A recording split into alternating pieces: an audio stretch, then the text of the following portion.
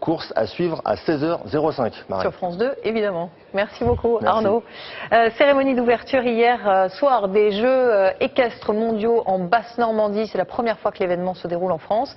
2 semaines de compétition, 70 nations représentées, plus d'1 millier de chevaux et 500 000 spectateurs venus assister à des numéros spectaculaires. Angélique Forger, Régis de Conclois.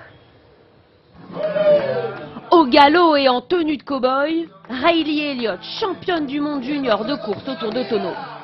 C'est ce qu'on appelle le barrel racing. La jeune fille de 14 ans vient de Floride pour une démonstration face au public. On ne court que 15 secondes. Donc à chaque tonneau, il faut savoir ce que fait ton cheval. C'est beaucoup d'entraînement et il faut bien connaître l'animal.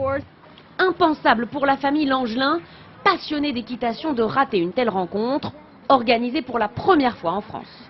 C'est un événement mondial, donc ce serait bête de ne pas en profiter. Les chevaux pour nous, c'est naturel, on a besoin d'être avec eux. Ouais.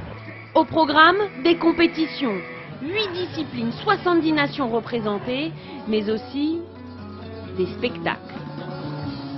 L'élégance des chevaux de Camargue, dressés pour danser. Mais la star des enfants, c'est Pipo, un cheval miniature, un peu cabotin. Il se fait souvent tirer la crinière. C'est super, c'est marrant, c'est mignon. C'est compliqué de leur apprendre ça, puis je dis bravo monsieur.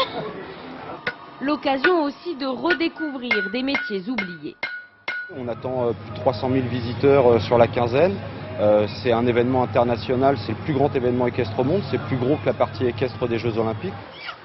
Et pour ceux qui rêvent déjà de compétition, une course sans risque et sans ruade pour les tout petits. Voilà pour l'essentiel. Encore un mot de cette information que l'on a apprise juste avant le début.